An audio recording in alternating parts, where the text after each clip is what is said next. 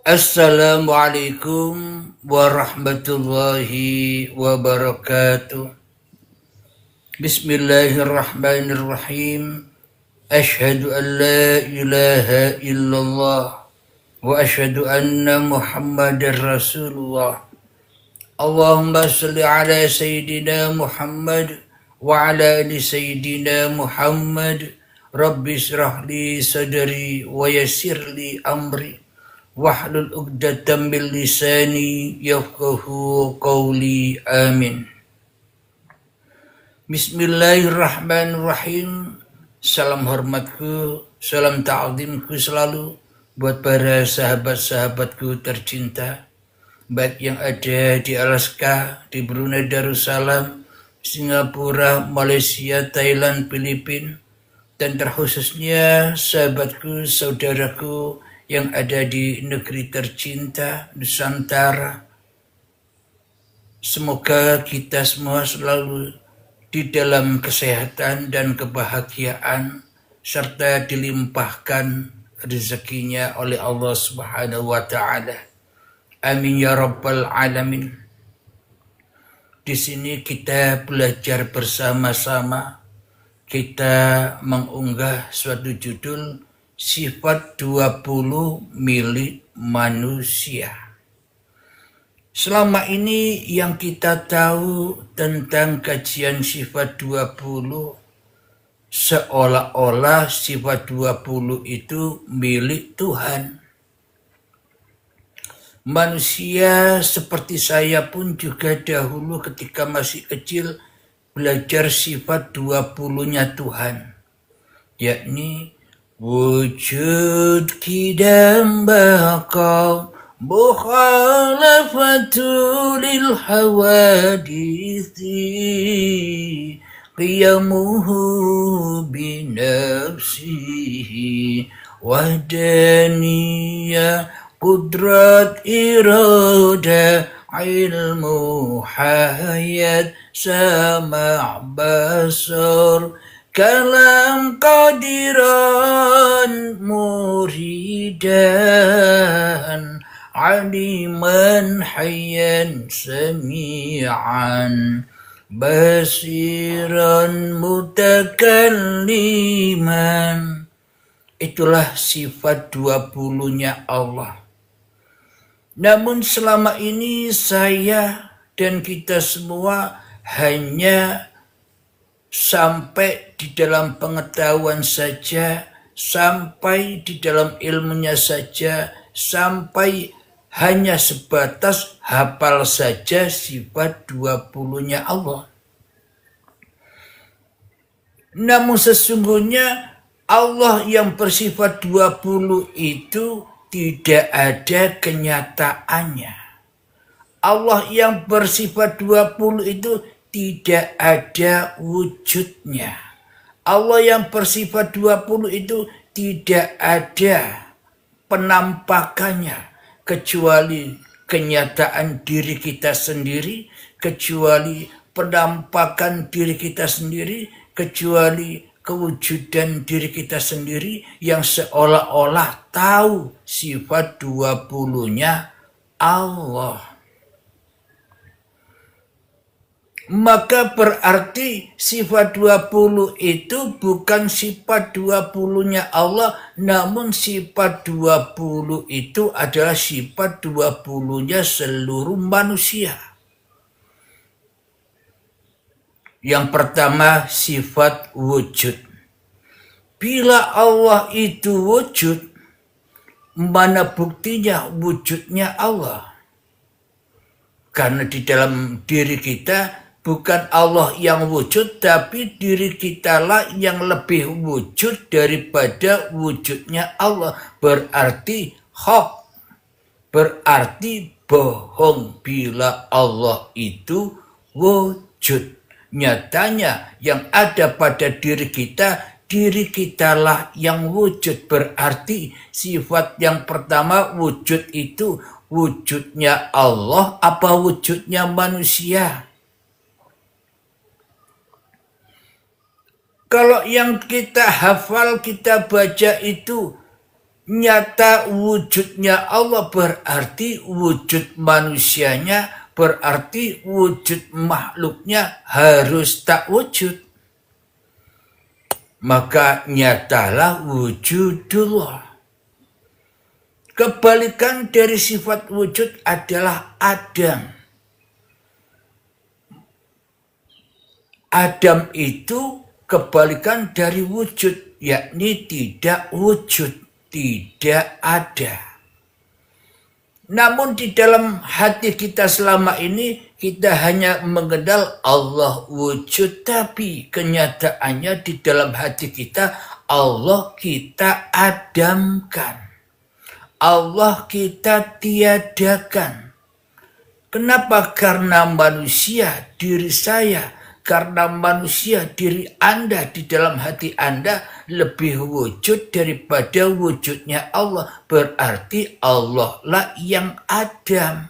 Allah lah yang tidak ada. Manusialah yang merasa wujud.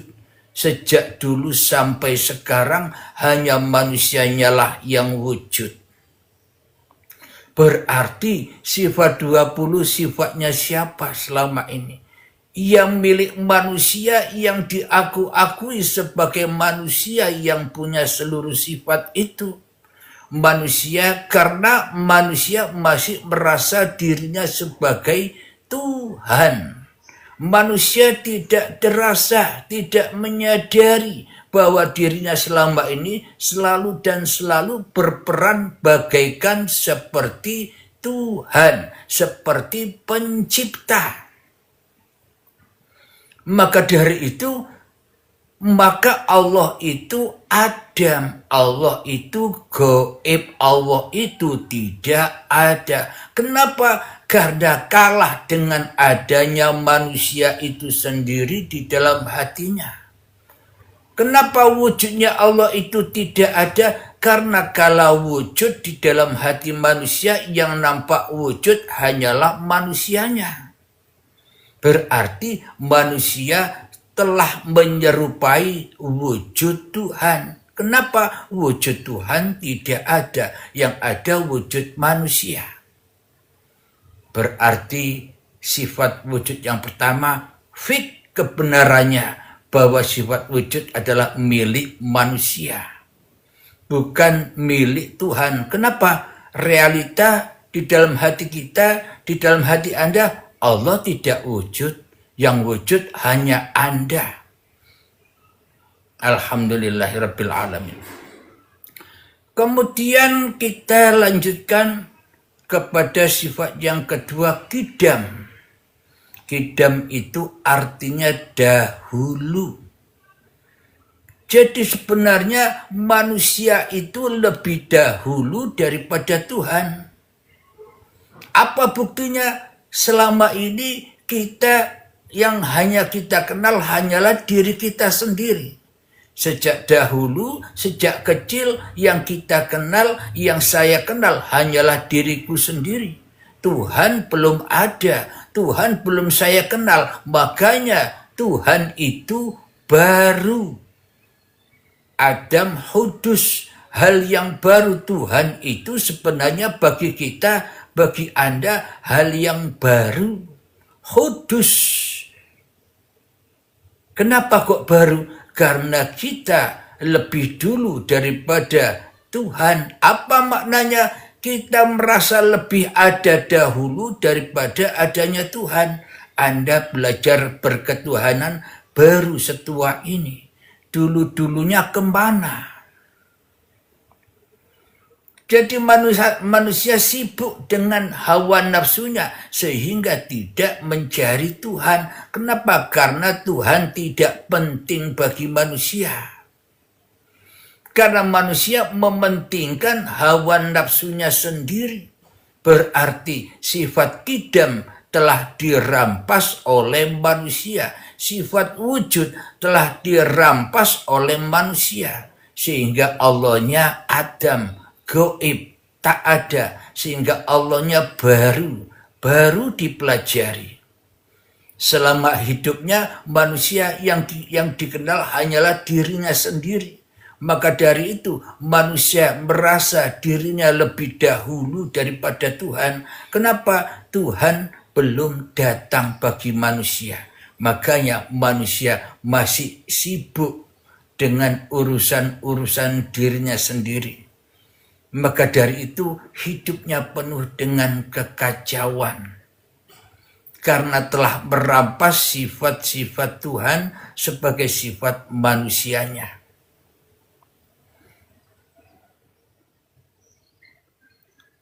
Yang ketiga adalah sifat bakok. Sifat bakok itu kekal. Kebalikannya fana, rusak, hancur. Jadi sesungguhnya manusia itu menurut manusianya secara tidak sadar manusianya merasa dirinya kekal. Sedangkan Allah, sedangkan Tuhannya fana, hancur di dalam hati manusia, kalah dengan kehadiran manusianya, kalah dengan kewujudan manusianya. Sehingga Allahnya fana di dalam hati manusianya, Allahnya goib di dalam hati manusianya, Allahnya tak ada, hancur lebur ketuhanan di dalam hatinya. Yang ada masih manusianya. Jadi manusianya adalah kekal. Bagi siapa? Bagi manusia itu sendiri. Merasa dirinya kekal. Allahnya fana. Allahnya dihancurkan. Contoh manusia yang menghancurkan Tuhan, contohnya begini. Ketika saya bicara, saya merasa di dalam hati saya bahwa saya yang mampu untuk bicara. Itulah yang dimaksud manusia merasa kekal dan manusia telah menghancur leburkan kalamullah. Apa yang dimaksud manusia telah menyerupai Tuhan? Bila di dalam hatiku masih ada wujud diri manusiaku, berarti selama ini wujud Tuhan kalah dengan wujudku. Allahnya sehingga tak ada di dalam hatiku. Allahnya sehingga hancur di dalam hatiku. Itulah yang dimaksud sifat sifat bakok kekal. Jadi manusianya lebih kekal daripada Tuhan. Tuhannya itu fana, hancur. Di mana? Di dalam hati manusia. Manusia yang belum mengenal Tuhan, maka Tuhannya selalu fana, Tuhannya selalu hancur. Yang bakok, yang kekal masih manusianya, yang merasa ada manusianya, yang merasa berdaya upaya manusianya, yang merasa mendengar manusianya, yang merasa melihat. Sehingga Allahnya fana, hancur. Otomatis ya tidak pernah lillah, tapi masih linas. Syahadatnya masih linas. Yang disaksikan bukan Tuhan, tapi hawa nafsunya sendiri. Sholatnya masih linas. Kenapa? Yang sholat masih manusianya. Semuanya batal. Maka dari itu zakatnya yang merasa mensuci-sucikan dirinya masih linas, masih pekerjaan manusianya batal. Puasanya yang merasa berpuasa masih manusianya batal. Kenapa kok batal semua? Linas hanya karena manusianya, bukan karena Tuhan. Karena manusianya masih jadi Tuhan, tidak terasa. Manusianya masih jadi Tuhan asli, tapi tidak sadar. Haji umrohnya batal. Kenapa? Karena masih daya upaya manusianya masih linas. Berarti semua kehidupannya serba batal. Makanya panas terus di dalam kehidupannya. Sibuk dengan mencari dunia, sibuk dengan menilai-nilai orang lain, panas selalu. Kenapa? Karena sudah kelamaan jadi Tuhan di dalam hatinya sendiri. Sama seperti saya pun juga demikian. Bila di dalam hati saya yang ada hanya diri saya, pasti kepanasan. Ketika dihina orang, pasti saya marah. Ketika dicemooh orang, pasti saya marah. Ketika direndahkan orang, pasti saya marah bila saya masih memandang kemanusiaan diri saya yang wujud. Bila saya masih memandang diri manusia saya yang lebih dahulu kidam. Bila saya memandang keberadaan diri manusia saya yang bakok, yang ada, yang kekal, maka saya pasti tersinggung, saya pasti marah. Kenapa? Karena manusianya, karena saya masih menyerupai Tuhan, ya panas. Maka dari itu, bila sudah dikembalikan wujud ini kepada wujudullah, dikembalikan kidam dahulunya manusia itu adalah baru bagi Tuhan. Bakonya manusia itu adalah fana bagi Tuhan. Jadi sebenarnya bila manusianya sudah kembali kepada Tuhannya, maka yang ada, yang dirasa hanya enjoy saja. Dihina, dihujat, dicaci, dimaki, direndahkan, enjoy saja uang cerita Allah. Anda pun juga yang menghina, yang merendahkan, yang menilai, Anda pun juga diperankan Allah begitu. Ngapain saya marah? Wong Allah yang menguasai Anda.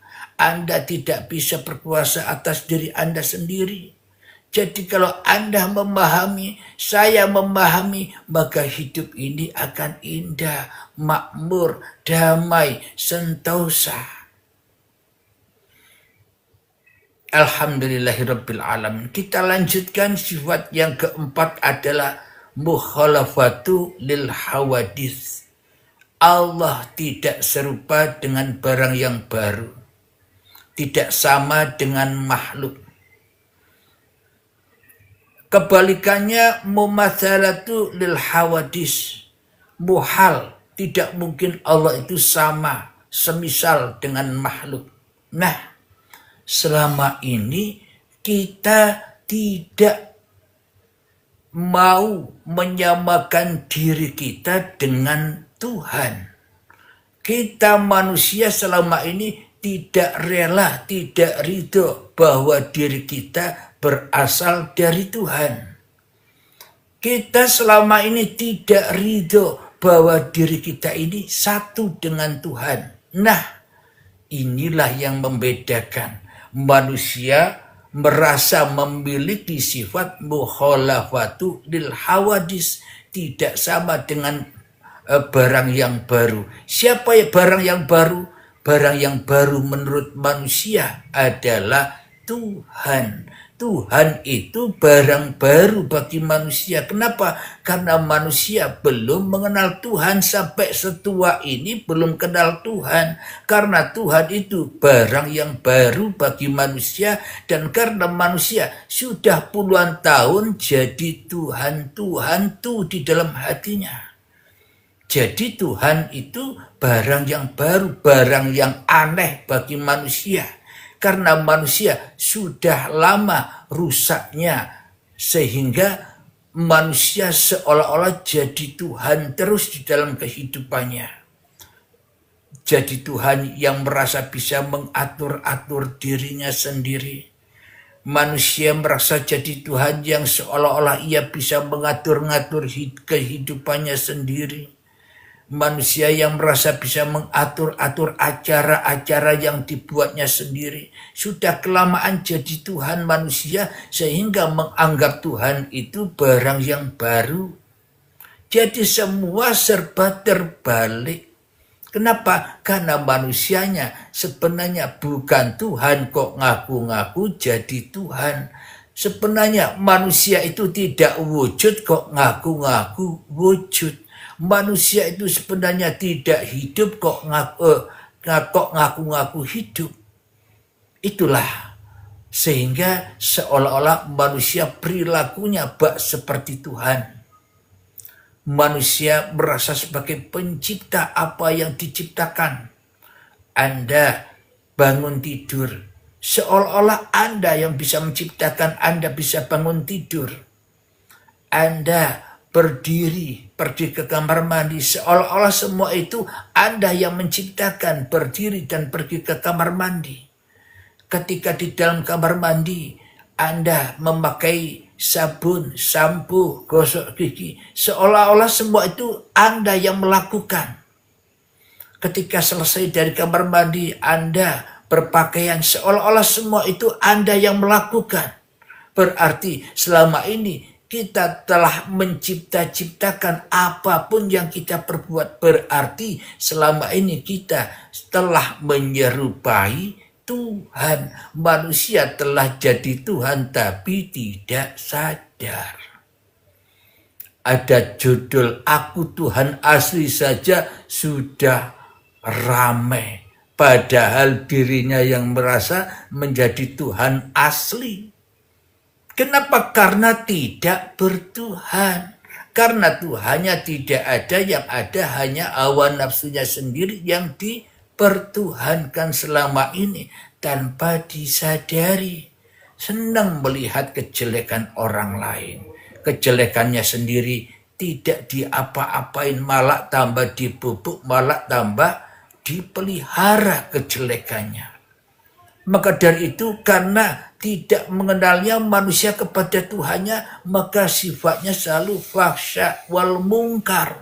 Jadi ketika masih ada sifat fahsya wal mungkar, berarti manusianya belum Islam.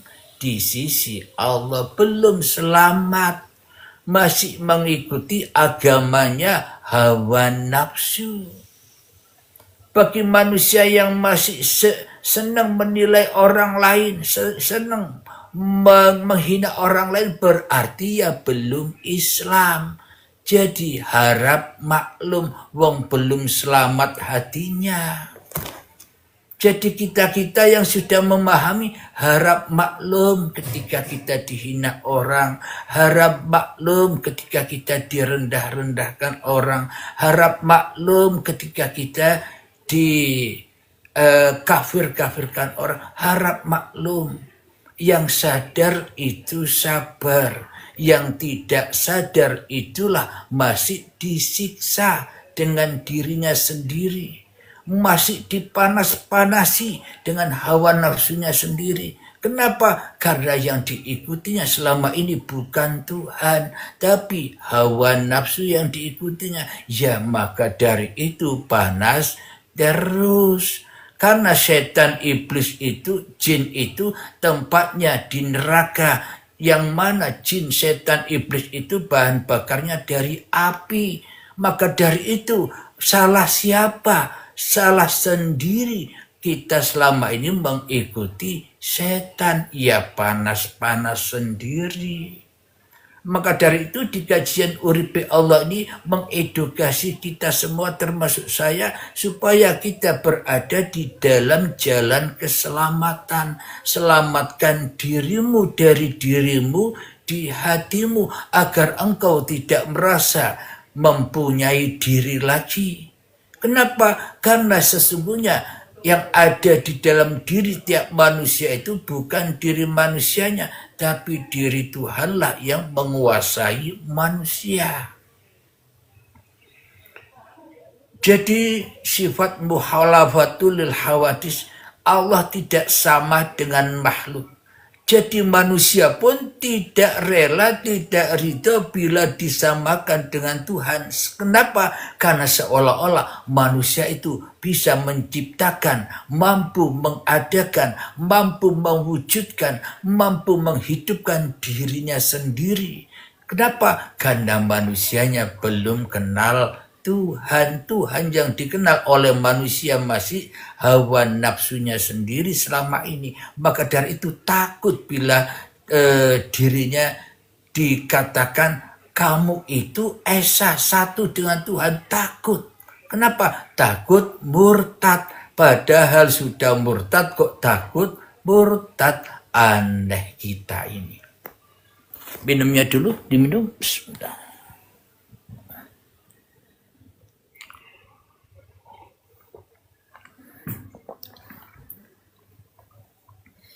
Kemudian sifat yang kelima adalah wujud kita bakat mukhalafatul hawadis qiyamuhu binafsihi. Allah berdiri sendiri. Allah berdiri dengan zatnya sendiri. Kebalikannya adalah Allah apes. Wujud kita bakat mukhalafatul hawadis qiyamuhu binafsihi. Adam hudus fana mubasatul hawadis ihtiyaju li ghairi. Allah butuh dengan yang lainnya, ihtiyaju li ghairi. Jadi selama ini manusia seolah-olah bisa duduk-duduk sendiri, bisa bangkit-bangkit sendiri, bisa berdiri-berdiri sendiri, bisa jalan-jalan sendiri. Berarti sifat kesendirian Allah telah dirampas oleh manusia, oleh qiyamuhunya manusia. Seolah-olah manusia inilah seolah-olah bisa merokok sendiri. Manusia seolah-olah bisa sholat sendiri. Manusia seolah-olah bisa berzikir sendiri. Manusia seolah-olah bisa naik motor sendiri. Manusia seolah-olah bisa naik mobil sendiri tanpa Tuhan. Manusia bersendirian. Seolah-olah qiyamuhu binafsihinya Allah telah dirampas oleh manusia. Maka dari itu saya sebutkan di sini sifat 20 itu milik manusia, milik Tuhan yang diakui oleh manusia.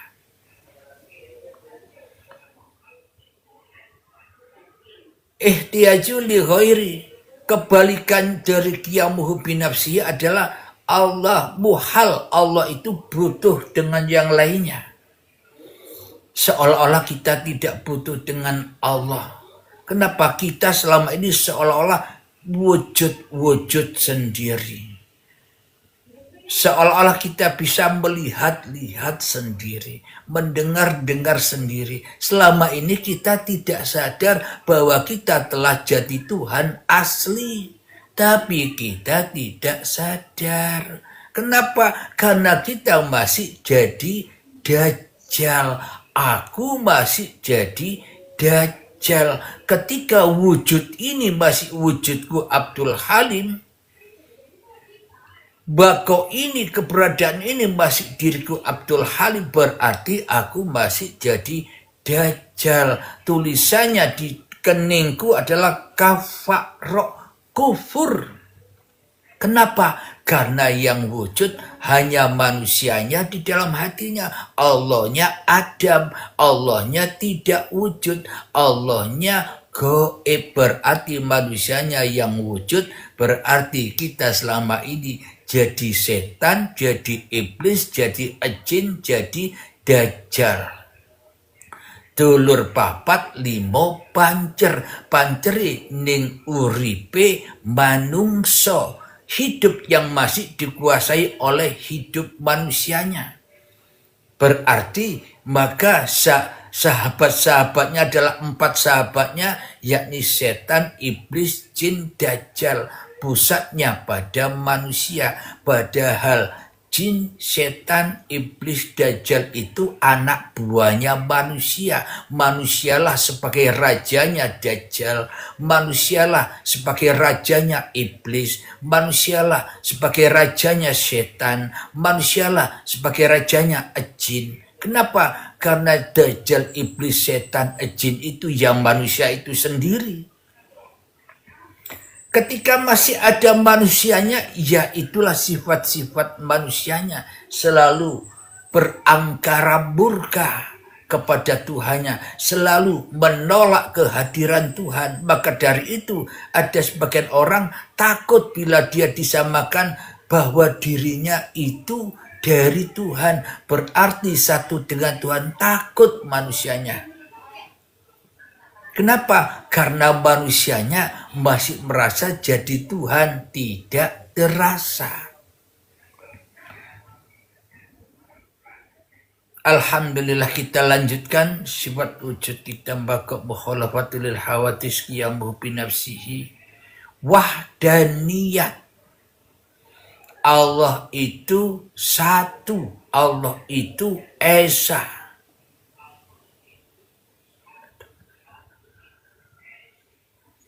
Lawannya adalah ta'addud, hitungan.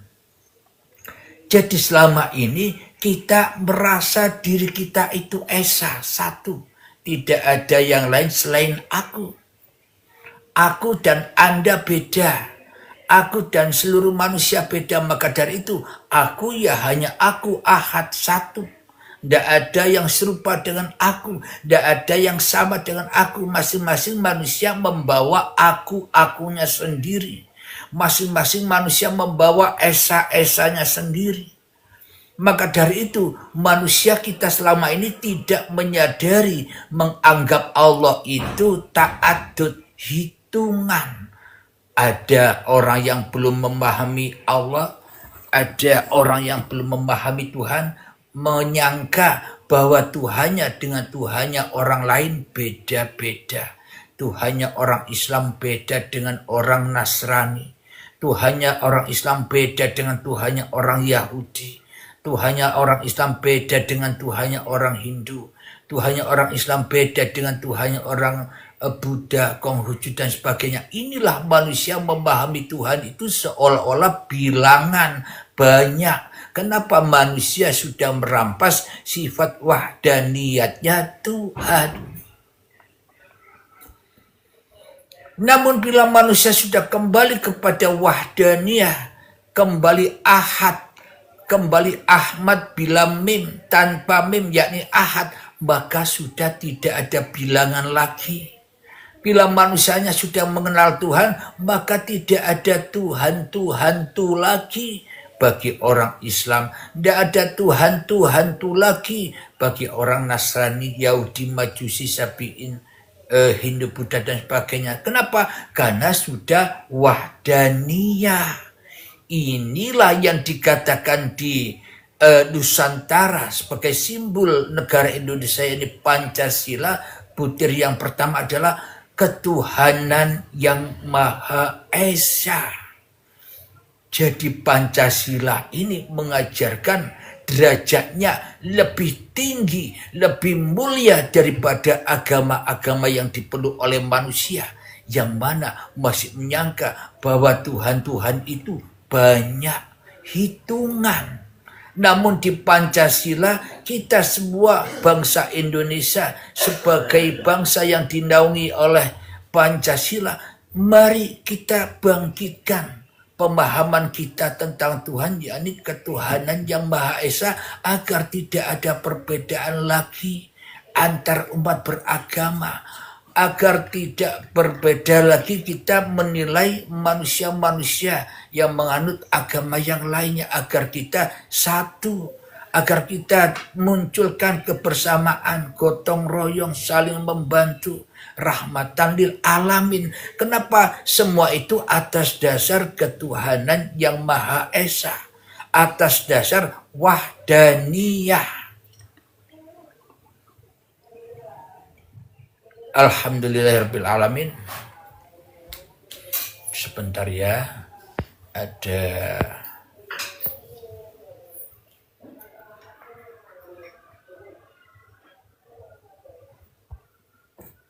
Alhamdulillahirabbil alamin.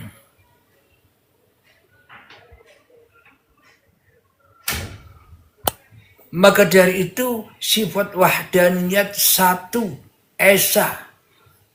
Manusia merasa esa dirinya, sehingga manusia memandang orang lain, memandang orang lain ta'addud bilangan, banyak yang dipandangnya, makanya bingung sendiri. Maka dari itu bila manusia sudah menyerahkan wahdaniyah, satu yang ada di dalam dirinya itu sebenarnya esanya Tuhan, maka teraplikasilah ketuhanan yang Maha Esa. maka manusia akan selalu hidup rukun dengan sesamanya, hidup rukun dengan orang-orang yang berbeda agama, hidup rukun dengan orang-orang yang berbeda suku, ras, dan sebagainya. Hidup ini indah bila kita buat indah. Hidup ini sulit bila kita buat sulit. Maka dari itu ingin jadi orang kaya itu gampang. Sangkalah dirimu bahwa dirimu itu sebenarnya kaya. Jangan kita menganggap diri kita ini orang miskin, nanti miskin terus. Kenapa? Karena kita sudah mengecap, karena kita sudah menyangka diri kita miskin, ya miskin terus, minta-minta terus. Apa buktinya kita ini kaya raya? Coba kesehatan Anda. Bila dinilai itu tidak cukup miliaran untuk memulihkan kesehatan Anda bila Anda diberi kesakitan. Jantung Anda harganya miliaran bila jantung Anda bermasalah. Jadi kita ini sebenarnya orang-orang yang kaya, diciptakan sebagai orang kaya. Maka dari itu bila kita sudah merasa diri kita kaya, maka kita akan selalu membantu orang lain. Karena sehingga kita selalu berbagi dengan orang lain. Karena kita mensyukuri kekayaan kita, mensyukuri kesehatan kita, mensyukuri kebersihan hati kita. Jadi itulah sifat wahdaniyah yang selama ini ternyata diakui oleh manusianya. Coba Anda di dalam hati Anda ada dua apa ada satu? Di dalam hati Anda itu loh ada dua, ada tiga, ada empat, ada lima, atau ada satu saja. Kan yang ada kan hanya diri Anda. Itulah bukti bahwa sifat wahdaniyatnya Tuhan telah dirampas, diakui sebagai sifat manusianya. Ini hal yang tidak disadari oleh manusia selama ini. Karena manusianya terlalu kepo, terlalu mementingkan dirinya sendiri daripada Tuhan. Kenapa? Karena Tuhan itu hal yang baru bagi manusia. Padahal manusia di sisi Tuhan adalah manusialah yang baru. Tuhan itu yang dahulu, lebih dahulu daripada manusia. Apa buktinya? Hidup yang ada pada diri kita inilah lebih dahulu daripada badan-badan yang kita pakai selama ini. Hidup yang ada pada diri kita sejak dahulu saat penciptaan cikal bakal badan ini dari tanah. Hidup selalu menyertai tanah, diperjalankan tanah itu menjadi tumbuh-tumbuhan. Hidup atau Tuhan itu lebih dahulu daripada manusia, yakni dengan hiduplah diproseslah tanah menjadi tumbuhan, menjadi buah-buahan, menjadi sayuran, menjadi padi, sehingga dimakan oleh kedua orang tua kita, calon-calon kedua orang tua kita. Itulah tanda bukti bahwa penciptaan Adam dan penciptaan seluruh manusia sama dari tanah. Kalau tidak ada tanah, maka tidak diperjalankan tanah itu oleh hidup. Ya tidak ada kita. Jadi tanah yang kita injak itu sebenarnya kemanapun engkau melangkah, selalu di situ ada tanah. Selalu di situ ada tempat pijakan. Itulah maknanya kita tidak akan pernah terputus dengan tanah, dengan asal badan ini. Dan kita tidak akan pernah terputus dengan Allah, hidup yang menghidupi tanah ini. Jadi sebenarnya tanah dan hidup adalah ahad, tunggal. Berhubung selama ini kita yang merasa memiliki hidup, berhubung selama ini kita yang telah merasa memiliki badan, sehingga seolah-olah kita menjadi sang pencipta atas diri kita. Kita bisa menciptakan masakan-masakan yang enak. Kita merasa bisa menciptakan kue-kue yang enak. Kita merasa bisa menciptakan minuman-minuman yang enak. Kita merasa bisa menciptakan keadaan ketika sholat, ketika berzikir, ketika merokok, ketika ngopi, ketika naik motor dan sebagainya. Seolah-olah semua itu pekerjaan, seolah-olah itu milik manusia. Padahal manusia itu tidak bisa apa-apa, kecuali Tuhanlah yang bisa apa-apa. Kalau sudah Tuhan semua yang berlaku, akhirnya enjoy. Itulah orang-orang yang sudah kembali kepada Tuhan. Enjoy, hatinya sudah tidak terbakar lagi. Kenapa? Karena sudah selamat hatinya dari hal-hal yang selain Allah. Itulah yang dimaksud Islam. Iddadina indallahil Islam. Sesungguhnya agama di sisi Allah itu, maukah Anda menyelamatkan diri Anda kembali kepada Allah? Bila Anda tidak mau menyelamatkan diri Anda kepada Allah, maka itulah kufur. Bila kufur itu, maka akan disiksa terus. Siapa yang mensiksa? Yang mensiksa bukan Allah. Ngapain Allah menyiksa manusia? Manusialah yang menyiksa-nyiksa dirinya sendiri. Panas, panas. Ada orang ngomong tentang Tuhan sedikit kepanasan. Panas, sesat, gila, dan sebagainya. Itulah tanda orang-orang yang masih tinggal di dalam neraka serba panas.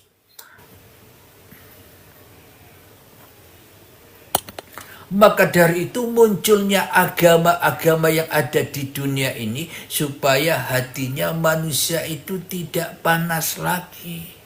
Munculnya agama Islam, munculnya agama Kristen, munculnya agama Nasrani, munculnya agama Yahudi, munculnya agama Hindu, Buddha, Konghucu, supaya itu para pemeluk-pemeluk yang ada di dalam agama-agama itu, supaya hatinya tenang, supaya hatinya damai, supaya hatinya bahagia, supaya hatinya enjoy. Karena semua jalan agama itu sama, untuk mententramkan hati manusia. Berarti bila hati kita masih kepanasan, berarti kita belum memahami agama yang kita peluk. Yang Islam tidak paham Islamnya. Yang Kristen belum paham kekristenannya. Yang Nasrani belum paham kenasraniannya. Yang Yahudi belum paham keyahudiannya, yang Hindu belum paham kehinduannya, dan sebagainya. Bila masih ada marah, bila masih ada sifat-sifat buruk yang ada di dalam hati kita, berarti kita belum masuk agama. Kenapa? Karena hati kita masih kacau balau. Maka dari itu, di dalam YouTube Uripe Allah ini mengedukasi kita semua supaya kita selamat di jalan Tuhan. Apapun agama Anda, terserah Anda. Yang penting selamatkan diri Anda kepada Tuhan. Kenapa? Karena diri Anda itu, agama apapun Anda sebenarnya diadakan, diwujudkan, dihidupkan Tuhan. Maka tenanglah di makom Anda. Yang di Islam, tenanglah di makom Islam. Yang Kristen, tenanglah di makom Kristen. Jangan berdebat-debat lagi, jangan membeda-bedakan lagi wahdaniyat, ketuhanan yang Maha Esa. Jadi butir Pancasila ini lebih agung, lebih tinggi derajatnya daripada agama-agama yang Anda peluk. Bila Anda beragama hanya masih buat pecoan, masih hanya buat debat-debatan, percuma dan tak bergun beragama itu. Jadi memang butir Pancasila ketuhanan yang Maha Esa itu diambil saripatinya dari seluruh agama yang ada di dunia ini. Saripatinya ketuhanan yang Maha Esa agar manusia tidak membeda-bedakan lagi di dalam kehidupan ini, saling bergandengan tangan. Sila yang pertama, ketuhanan yang Maha Esa. Bila manusia sudah memahami, bila manusia sudah masuk di dalam ketuhanan yang Maha Esa, maka manusia akan mencapai sila yang kedua, kemanusiaan yang adil dan beradab. Maka manusianya muncullah keadilan, muncullah adab. Kenapa? Karena sudah bertuhan. Kalau saya belum bertuhan, pasti tidak ada adabnya. Gampang marah, gampang menilai orang, gampang menyalah-nyalahkan orang. Kenapa? Karena tidak beradab, karena tidak adil dengan orang lain. Kenapa? Karena belum kenal ketuhanan yang Maha Esa. Yang dikenal hanya Tuhan tuh yang ada di dalam agamanya, yang menghantui manusia sehingga membeda-bedakan, sehingga manusia merasa paling benar dengan Tuhan yang dipahaminya, padahal Tuhan yang dipahaminya adalah Tuhan hawa nafsu. Alhamdulillahirabbil alamin. Wahdaniyah yang ke wujud kita bakal mukhalafatul hawadis qiyamuhu binafsi wahdaniyat. Sifat yang ketujuh adalah kudrat. Kudrat adalah kuasa. Kebalikannya Adam hutus fana umaslatul hawadis qiyamuhu ihtiyajul ta'addud ajzun. Ajzun apes. Kebalikannya Allah tidak mungkin apes. Kuasa. Manusia selama ini merasa berkuasa untuk bicara. Manusia merasa berkuasa untuk mendengar. Manusianya merasa berkuasa untuk melihat. Manusianya merasa berkuasa untuk jadi apa-apa. Itulah bukti bahwa sifat 20-nya Allah itu sebenarnya sifat yang ada pada diri manusia. Kalau kita masih membedakan diri manusia kita dengan Allah, ya maka seolah-olah manusianya jadi Tuhan sendiri tanpa Allah, tanpa Allah, tanpa Tuhan. Kenapa? Tuhannya tidak ada, yang ada hanya diri manusianya. Maka selamanya ya bingung. Pasti membeda-bedakan dengan Tuhannya orang lain. Kenapa? Karena masih menganggap Tuhan itu banyak. Gini loh saudaraku, bila seumpama saya masih mengimani bahwa Tuhannya orang Islam dan Tuhannya orang Kristen itu beda, berarti saya tidak percaya kepada Tuhan yang Maha Esa. Berarti saya selama ini telah menjadikan Tuhan itu sebagai bilangan. Ada Tuhannya Islam sendiri, ada Tuhannya Kristen sendiri. Seolah-olah Tuhan itu banyak. Kalau saya mengimani, mengakui bahwa Tuhannya orang Kristen, orang Hindu, Buddha, Majusi dan sebagainya, itu Tuhan yang beda, berarti apa bedanya? Saya telah mengakui bahwa Tuhan itu banyak, tidak esa. Kalau kita pribadi mengakui bahwa ketuhanan yang Maha Esa, maka kita tidak akan membeda-bedakan lagi Tuhannya orang Islam, tidak membeda-bedakan lagi Tuhannya orang Kristen, orang Nasrani, Yahudi, Majusi dan sebagainya. Kenapa? Karena semuanya dituhani oleh Tuhan yang satu, tapi manusia diperankan Tuhan berbeda-beda peran. Saya diperankan, dikuasai Tuhan kebetulan di agama Islam.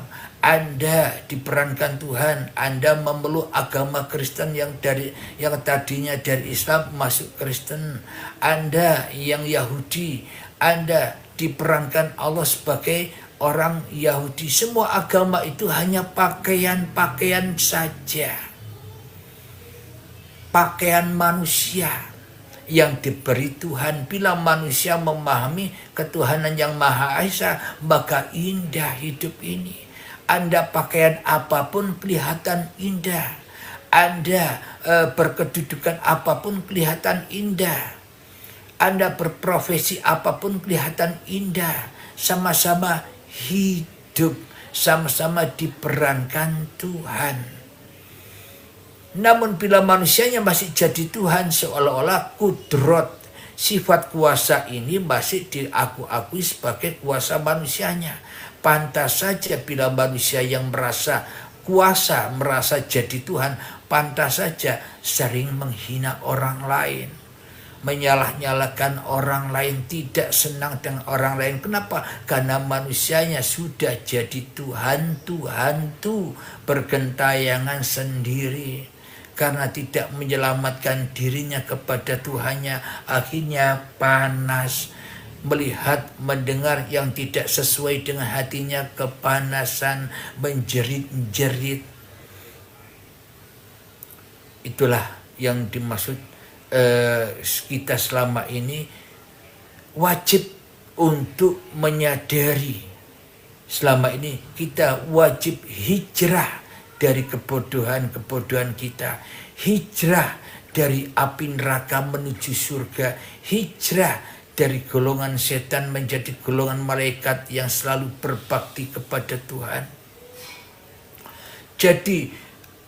Jadilah malaikat Ridwan, hati yang rela, ridho dengan ketentuan-ketentuan Tuhan, maka itulah mendapatkan surga. Jadi surga itu harus dijaga, harus dimasuki orang-orang yang sudah rela, ridho, Ridwan kembali kepada Allah. Namun bila manusia yang masih menjadi Al-Malik, merasa memiliki, merasa ada, merasa wujud, merasa hidup, merasa pandai, merasa jadi orang baik, itulah kepemilikan akhirnya jaga-jaga api terus, panas terus, tolong-tolong terus, sambat terus, kecewa terus, dan sebagainya. Kemudian sifat yang ke-8 adalah irodah. Irodah berkehendak, punya kehendak. Allah maha berkehendak. Lawannya ada mahtus anak memasalatul ajzun. Lawannya adalah lemah. Jadi selama ini seolah-olah hanya kita manusia yang punya kehendak. Aku mau live, ada muncul kehendak di dalam hati saya. Kehendak ini rupanya ada suara tanpa suara, ada huruf tanpa huruf. Adanya Halim, ayo live. Nah, itulah kehendak. Berarti sebenarnya itu bukan kehendak Abdul Halim, bukan kehendak saya. Tuhanlah yang mengkehendaki saya untuk live. Tuhanlah yang mengkehendaki Anda untuk mendengarkan live ini. Itulah yang dimaksud kehendak itu hanya milik Tuhan. Namun selama ini manusia merasa mengaku-akui, merasa memiliki sebuah kehendak. Kalau tidak aku, ya tidak akan begini. Kalau bukan aku yang menolong, tidak akan begini. Nah, itulah contohnya. Kehendak manusia seolah-olah manusia mengalahkan manusia yang lain dengan seenak sekehendak hatinya. Gampang merendahkan orang sesuai kehendak hatinya. Kenapa? Pasti arahnya kepada fahsya wal mungkar. Pasti akan mengarah kepada kekejian dan kemungkaran. Kenapa? Karena masih manusianya yang merampas sifat-sifat Tuhan, merasa punya kehendak. Sehingga seolah-olah Allah itu lemah. Padahal manusianya lah yang harus lemah, tidak punya kehendak apa-apa, baru hidupnya bisa enjoy.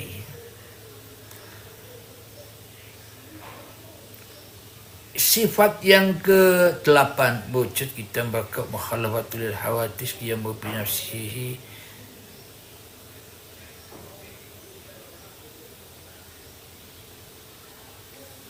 Ya, yang ke-8 adalah sifat ilmu, sifat pengetahuan.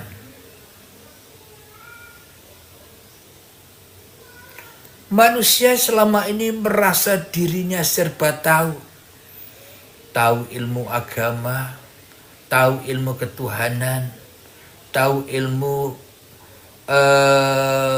perdagangan, tahu ilmu pertanian. Seolah-olah semua itu ilmunya manusia. Berarti sifat Tuhan menjadi sifatnya manusia. Kenapa? Karena Tuhan itu satu. Karena Tuhan itu esa dengan seluruh ciptaannya. Ini yang selama ini tidak dimaui manusia. Manusia itu beda dengan Tuhan. Kenapa? Karena manusia telah mengikuti bisikan setan, membedakan antara dirinya dengan Tuhan. Maka dari itu akhirnya manusia dirampas, dikuasai oleh setan, dan dijauhkan manusia kepada Tuhan. Agar apa? Agar manusianya tidak selamat. Agar manusianya kenapa kok digoda supaya ikut setan? Supaya penghuni nerakanya tambah banyak, supaya penghuni nerakanya tambah numpuk, sehingga setan akan berjaya untuk menguasai manusia. Makanya orang-orang yang masuk surga itu sangat amat sedikit. Bila dihitung dengan jumlah penduduk seluruh manusia, biliunan manusia sejak Nabi Adam sampai sekarang, biliunan manusia. Bila dihitung penduduk surga itu dari biliunan orang itu masing-masing 100 juta orang banding 1. 100 juta orang hanya satu yang mewakili, yang lolos masuk ke surga. Anda ketika saat orang tua kita berkasih sayang, dari sel sperma miliaran sperma itu yang terpilih hanya diri Anda, yang lain gugur. Itulah perbandingannya, bahwa orang-orang yang sudah esa dengan Tuhannya sangat amat sedikit. Jadi penduduk surga itu sangat amat sedikit. Sedangkan penduduk neraka uyel-uyulan, full, sempit, panas, ongkep, dan sebagainya. Uyel-uyelan, tidak ada tempatnya. Bersaing, mencari dunia, uyel-uyelan. Kenapa kok dibilang jatah penduduk penduduk surga? Jatahnya, yakni tempatnya seluas langit dan bumi. Makanya ahli surga itu, apa yang dimaksud ahli surga itu dapat bagian seperti luasnya langit dan bumi. Ahli surga itu karena sudah enjoy dengan Tuhannya, melihat langit dan bumi dan seluruh manusia sebagai miliknya. Maka dari itu hatinya bisa enjoy. Manusia mengatakan apapun, menghina apapun, dia tetap enjoy. Kenapa? Karena semua manusia adalah miliknya. Itulah ahli surga itu mendapatkan jatah bagian bagaikan langit dan bumi, seluas langit dan bumi. Jadi langit dan bumi dan seluruh manusia dan penghuni alam semesta semua jadi miliknya. Makanya enjoy. Namun penduduk neraka bagiannya apa? Bagiannya sempit-sempit, makanannya darah dan nanah, makanannya hanyalah keburukan. Coba tes, cek hati Anda yang masih ada keburukan, yaitulah yang Anda makan. Jadi Anda harus berganti makanan dari surga. Supaya apa? Supaya bisa masuk surga. Anda harus beralih, berhijrah dari keakuan hawa nafsu kembali kepada keakuan Tuhan. Bila yang ada hanya Tuhan, manusianya sudah tak mampu lagi mengaku-ngaku bahwa dirinya ada.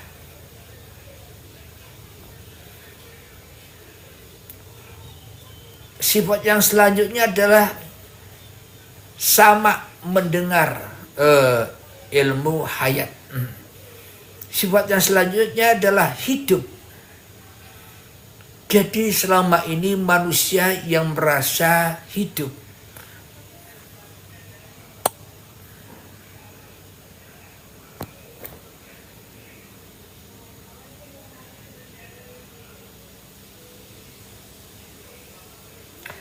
Kita lanjutkan kepada sifat yang ke-10, yakni sifat hidup hayat.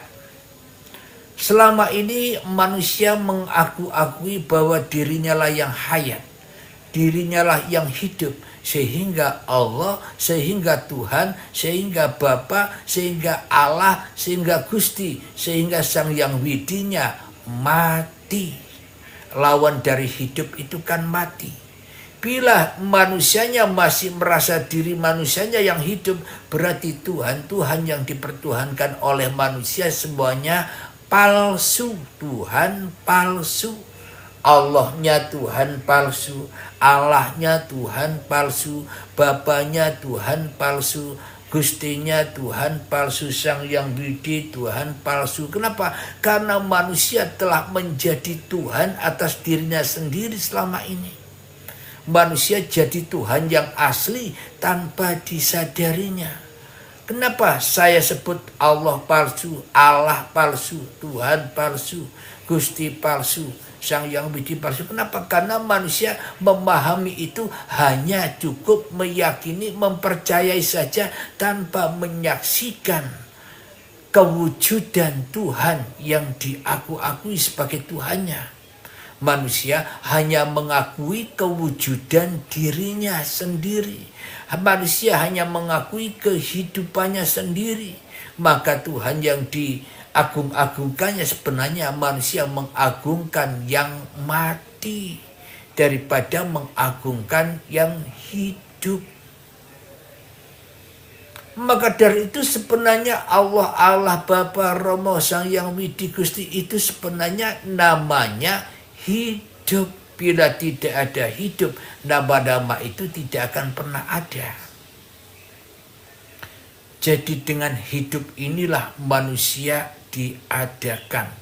Jadi sebenarnya Tuhan yang dicari-cari oleh seluruh manusia adalah hidup yang menghidupi manusia, itulah Tuhan. Maka dari itu Tuhan ingin dikenal sebagai si A, si B, si C. Kenapa? Karena semuanya perwujudan Tuhan. Bila tak ada wujudnya hidup, maka manusia-manusia tak akan pernah terwujud. Namun selama ini sayangnya manusia merasa yang punya sifat 20. Karena semua sifat-sifat Tuhan telah dirampas sebagai sifat manusianya. Maka dari itu bila manusianya masih merasa dirinya yang hidup, maka akan kena azab, siksa, kematian, mati di dalam Tuhan. Maknanya manusianya masih keras hatinya, seperti kerasnya batu, tidak mau bila dikatakan manusianya yang mati. Tuhan saja yang mati, aku hidup kok. Nah, itulah buktinya kita selama ini telah merampas sifat-sifatnya Tuhan. Setelah sifat hidup adalah sifat sama. Sifat yang ke-11 adalah sama, sifat pendengaran. Seolah-olah manusianya yang mendengar, makanya panas. Ketika saya ngaji tentang ketuhanan, banyak telinga yang panas. Kenapa? Karena manusia merasa punya pendengaran, maka dari itu panas terus. Coba yang mendengar bukan manusianya lagi, pasti enjoy. Kalau manusianya tak mampu mendengar lagi, maka dengar apapun enjoy, dengar apapun indah, dengar hinaan indah, dengar cacian indah, dengar orang-orang yang menyesat-nyesatkan kita indah. Kenapa? Itu semua nyanyian Tuhan, nyanyian alam.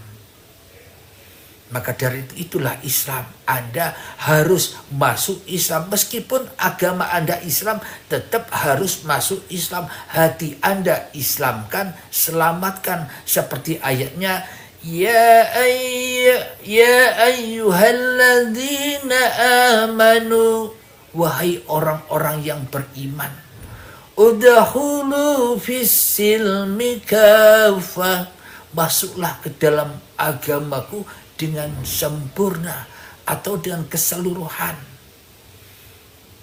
Itulah yang Kristen pun juga wajib Islam, hatinya harus selamat. Kalau Anda memasuki agama Kristen masih suka berdebat-debatan, masih suka menghujat-hujatan, berarti Anda belum selamat meskipun Anda beragama Kristen. Maka meskipun Anda Kristen, selamatkan hatimu dari apa? Dari dirimu, supaya selamat di dalam kekristenanmu, supaya ketemu dengan Tuhan.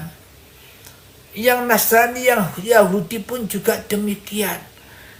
Bila kita masih senang melihat orang lain, senang melihat orang lain susah, berarti Anda belum Islam, hati Anda belum selamat. Selamanya Anda akan perang terus, tidak selesai-selesai, tersiksa terus, bom-boman terus. Ketika kita mengebom orang lain, ketika kita menghina orang lain, pasti balasannya orang lain pun juga akan mengebom kita. Orang lain pun akan menghina kita. Maka dari itu, bila Anda ingin selamat, selamatkan dirimu dari penilaian-penilaianmu kepada orang lain. Pasti orang lain pun akan menyelamatkan dirimu. Itulah ajaran Islam, agama yang hak, agama rahmatan lil alamin. Jadi sahabat-sahabat yang Kristen, jangan memandang Islam itu sebuah simbol, itu hanya simbol-simbol agama. Sama kekristenan pun juga simbol-simbol agama. Maknanya yang perlu kita selamatkan hati kita, supaya hati kita selalu damai, selalu rahmatan lil alamin, selalu kasih sayang. Itulah tujuan agama itu. Kita lanjutkan sifat basor, melihat.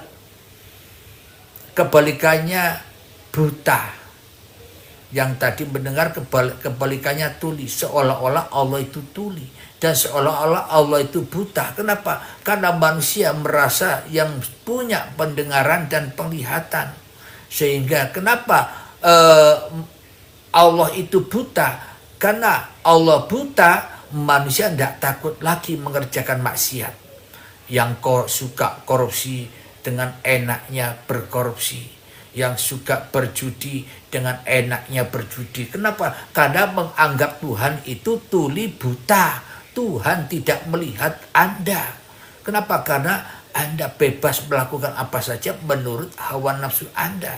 Seperti berzudi, berzina, mengkorupsi, suka menghina orang lain dan sebagainya. Kenapa? Karena kita selama ini menganggap Allah itu tuli, buta dan bodoh. Karena yang merasa pintar, yang merasa melihat, yang merasa mendengar masih diri kita sendiri. Berarti kita selama ini merampas hak-hak Tuhan, sehingga manusianya jauh dari Tuhan. Kenapa kok jauh dari Tuhan? Karena yang jadi Tuhan manusia itu sendiri. Alhamdulillahirabbil alamin. Kita lanjutkan. Sifat yang terakhir adalah kalam. Kalam itu perkataan firman. Jadi yang bisa memfirmankan saya sehingga saya bisa berfirman, yang membisakan saya untuk bisa bicara berkata-kata, ya hidup. Jadi yang bicara itu hidup, yang berfirman itu hidup, yang berkata-kata dengan Anda itu hidup. Apa bedanya hidup yang ada pada diri saya dengan hidup yang ada pada diri Anda? Sama. Maka dari itu kalau kita sudah mengembalikan semua sifat yang ada pada diri manusia kepada Tuhan, maka manusia akan hidup enjoy, hidup tenang. Sesuai dengan ayatnya. Bismillahirrahmanirrahim. Ya ayyatuhan nafsul mutmainnah. Irji'i ila rabbiki radiyatan mardiyah. Fadkhuli fi ibadi wadkhuli jannati. Wahai jiwa-jiwa yang tenang, ya ayyatuhan nafsul mutmainnah. Wahai jiwa-jiwa yang selamat. Wahai jiwa-jiwa yang enjoy. Wahai jiwa-jiwa yang damai. Wahai jiwa-jiwa yang bahagia. Jadi umat Islam, Kristen, Nasrani, Yahudi, Majusi pun juga harus segera raih hati yang tenang. Segera raih hati yang enjoy. Berarti kalau Anda sudah meraih hati yang enjoy, berarti Anda sudah memasuki agama Anda dengan benar. Maka tidak peduli orang menyalah-nyalahkan agama kita, yang penting enjoy. Kenapa kok bisa enjoy? Sudah ketemu dengan kebenaran. Orang menyalahkan bagaimanapun enjoy. Kenapa? Karena sudah ketemu dengan kebenaran. Kenapa masih banyak orang-orang yang menyalah-nyalahkan kita? Karena orang yang menyalahkan kita, ya orang itu sendiri yang salah paham atas kita. Orang itu sendiri yang salah paham atas agamanya sendiri. Alhamdulillahirabbil alamin. Kira-kira kajian di live ini yang nanti akan saya salin, yang saya unggah ke YouTube Uripe Allah. Jadi viti-viti yang ada di TikTok itu adalah viti judul YouTube saya. Judul-judul yang ada di YouTube saya. Jadi Anda ketik sesuai yang ada di VT. Seumpama judulnya sholat. Anda ketik sholat, kemudian ditambah Uripe Allah, nama channel saya. Jadi nanti ketemu dengan babakan kajian sholat di versinya Uripe Allah. Kajian syahadat, Anda ingin tahu syahadat yang benar itu bagaimana? Tulis di YouTube syahadat, kemudian ditambahi Uripe Allah. Nanti akan ketemu kajian syahadat yang versi Uripe Allah. Begitu cara mencarinya. Jadi di viti-viti saya itu judul-judul yang ada di YouTube saya. Jadi seperti ada judul manusia adalah perwujudan dari Allah. Nah, tulis manusia adalah perwujudan dari Allah, kemudian di belakangnya ditambahi Uripe Allah agar ketemu dengan judul yang seperti itu di channel Uripe Allah. Jadi viti-viti yang ada di YouTube itu, yang ada di TikTok itu adalah judul, adalah kulit-kulit yang saya kaji di YouTube. Jadi jangan gersah gelisah hanya melihat kulitnya. Kalau Anda ingin tahu yang sebenarnya, kunjungi YouTube-nya. Sehingga Anda bisa memahami apa yang dimaksud oleh judul-judul ini. Ada yang berjudul, Aku Tuhan Asli. Kalau manusia hanya melihat judulnya saja, kulitnya saja, akan terbakar. Akan marah. Akan menganggap sesat dan sebagainya. Coba Anda kunjungi YouTube Uripe Allah dengan judul Aku Tuhan Asli. Pasti nanti Anda akan tahu dan Anda akan mesem-mesem sendiri. Akan senyum-senyum sendiri. Selama ini Anda sudah salah sangka. Alhamdulillahirabbil alamin. Kalam.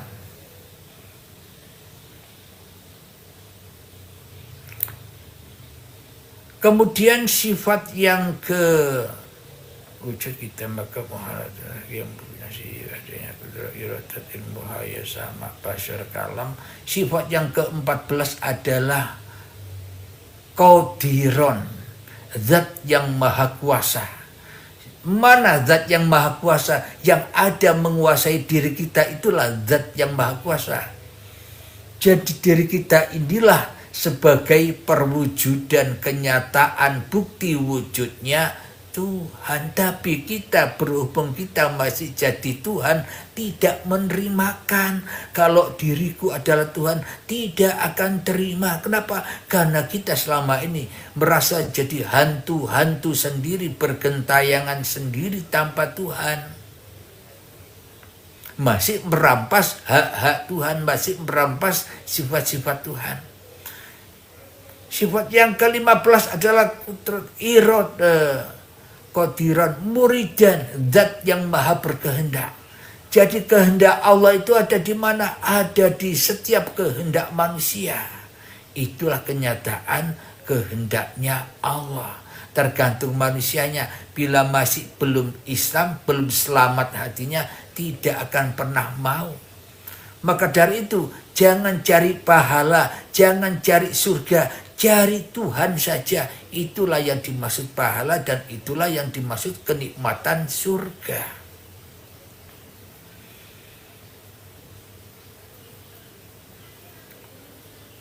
Aliman, zat yang maha mengetahui. Di mana pengetahuan Tuhan ada pada diri setiap manusia. Jadi sebenarnya hanya Tuhan yang tahu, manusia tidak tahu apa-apa. Enjoy saja. Namun bila manusia yang merasa tahu, dirinya tak akan pernah bisa enjoy. Kenapa? Karena ilmu itu di balik langit ada langit. Ada di atasnya lagi. Jadi maknanya yang berilmu, bila manusia masih merasa berilmu, maka sesungguhnya dia belum berilmu, tidak pernah punya ilmu. Namun bila manusianya sudah tak merasa punya ilmu, itulah hakikat ilmu, itulah hakikat pengetahuan. Jadi sebenarnya enak mana? Tahu apa-apa atau tidak tahu apa-apa. Kalau saya pribadi milih tidak tahu apa-apa, enak. Kalau kita merasa tahu apa-apa, kita tersiksa dengan apa yang kita tahu. Contoh, ketika Anda dikabari, hei Fulan, kamu besok akan mati. Anda akan dikabari oleh malaikat besok nyawa kamu dicabut. Kira-kira Anda bisa hidup enjoy apa hidup susah? Mulai Anda dikabari sampai besok. Pasti Anda ketakutan, menderita sengsara bila Anda tahu. Namun kalau Anda tidak dikasih tahu, enjoy saja, tiba-tiba langsung mati. Tiba-tiba langsung tidur. Jadi enak tidak tahu apa-apa ketimbang tahu apa-apa. Hayyan. Hayyan adalah zat yang hidup. Di mana hidupnya Allah? Ya pada hidup seluruh manusia itulah hidupnya Allah. Maka dari itu YouTube saya kasih nama Uripe Spasi Allah. Supaya kita pada sadar bahwa hidup ini Allah. Tapi Anda bukan Allah loh ya. Jangan salah paham. Kebanyakan manusia salah paham di sini. Ketika hidup ini Allah, oh berarti aku Allah. Malah tambah sesat, tambah sombong. Sudah meninggalkan sholat, tidak butuh sholat lagi. Sudah meninggalkan ibadah, tidak butuh ibadah lagi. Katanya, masa Allah ibadah, masa Allah sholat. Nah, karena salah paham, memahami Allah. Memahami Allah dengan kepahaman manusia salah paham. Maka dari itu bila hidup ini Allah, yang berhak mengaku Allah itu siapa? Ya Allah sendiri, bukan manusianya. Manusianya enjoy saja. Nonton Allah sambil makan popcorn. Jadi tidak ngaku-ngaku sebagai Allah lagi. Kenapa? Karena yang berhak mengaku Allah, yang berhak membaca la ilaha illallah, ya Allah sendiri. Manusia menengowai, nikmati saja.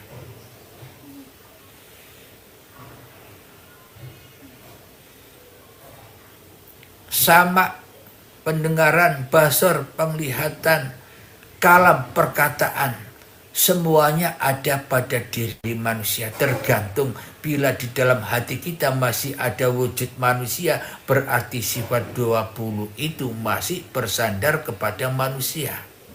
Namun bila manusianya rela ridho kembali kepada Allah, maka nyatalah bahwa sifat 20 itu, bahkan miliaran sifat yang ada di alam semesta ini, semuanya hanyalah keberadaan Allah itu sendiri. Semoga apa yang kita kaji selama ini bisa memberkahi hati kita, membuat hati kita selamat, membuat hati kita tenang, enjoy. Supaya apa? Supaya kita mendapatkan limpahan rahmat, limpahan rezeki, limpahan kenikmatan dari Allah. Amin ya rabbal alamin. Yang penting yang bisa menyelamatkan diri Anda bukan siapa-siapa, ya diri Anda sendiri. Anda rela tidak, ridho tidak, taubat, kembali kepada Allah. Nah kalau Anda tidak rela, tidak ridho, ya bagaimanapun meskipun didatangkan semiliar malaikat, Anda tetap tidak selamat. Meskipun didatangkan Nabi yang serupa dengan Nabi Muhammad miliar, ya Anda tetap tidak selamat. Kenapa? Karena Anda tidak mau menyelamatkan diri Anda sendiri. Jadi Imam Mahdi, juru selamat itu sebenarnya ya Anda sendiri. Rela, ridhokah Anda? Maukah Anda menyelamatkan diri Anda? Nah, semuanya kembali pada diri Anda sendiri. Saya di sini hanya edukasi saja. Yang punya pilihan ya Anda sendiri. Anda selamatkan diri Anda, monggo. Tetap tinggal di neraka, monggo. Wong saya di sini hanya edukasi, hanya menyampaikan saja. Sedangkan untuk keputusan ada pada diri Anda sendiri. Dan semoga kajian di pagi yang indah ini kita mendapatkan nikmat hikmah-hikmahnya, yang mana selama ini hikmah ini terpendam bagaikan harta karun. Kalau harta karun sudah kita dapatkan, pengertian kepahaman sudah kita dapatkan, maka kita akan hidup bahagia. Alhamdulillah rabbil alamin. Dan saya akhiri dulu, nanti setelah itu saya naikkan sahabat-sahabat yang ingin bertanya-tanya naik. Dan saya akhiri dahulu, akhir kalam, assalamualaikum warahmatullahi wabarakatuh.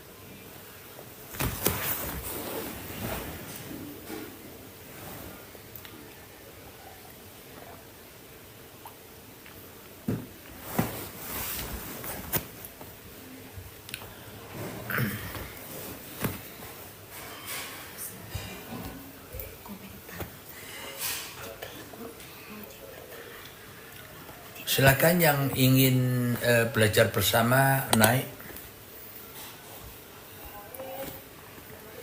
Saya menaikkan yang hanya yang benar-benar ingin berdiskusi saja.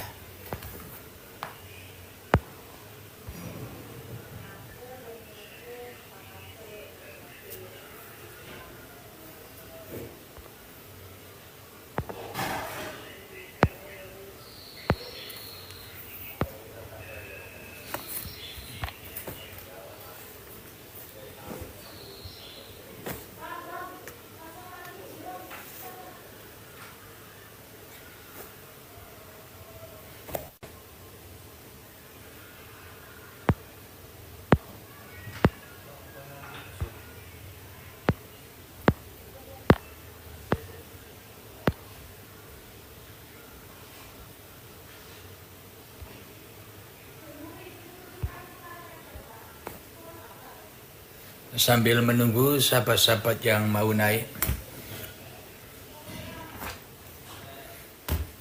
Masa tidak ada yang mau naik ini?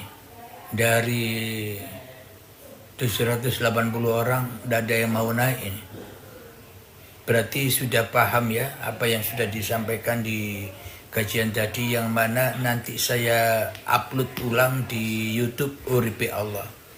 Jadi setiap saya live, saya upload di YouTube Uripe Allah, dan di VT-VT di TikTok ini hanyalah judul-judul yang ada di YouTube saya.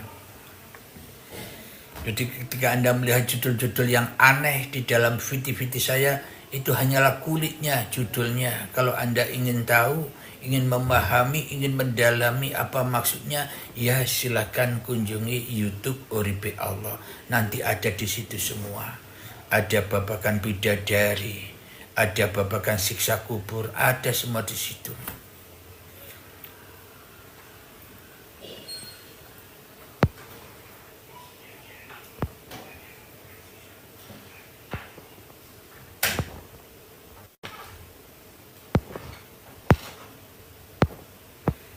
Alhamdulillah, mungkin sahabat-sahabat sudah pada sibuk mengerjakan kegiatannya masing-masing. Kita akhiri dahulu. Semoga saya dan kita semua senantiasa selalu di dalam limpahan rahmat dan hidayah Allah. Anda-anda yang sekarang belum paham, semoga segera dipahamkan oleh Allah. Segera Anda diberikan rezeki yang melimpah oleh Allah. Anda diberikan kesehatan dan kebahagiaan oleh Allah. Jangan putus asa meskipun Anda belum paham. Anda di dalam kuasa Allah. Yang membuat Anda belum paham, ya Allah yang mau. Jadi yang penting Anda bisa enjoy. Nanti Anda akan selalu di dalam kebahagiaan. Anda yang penting bisa enjoy.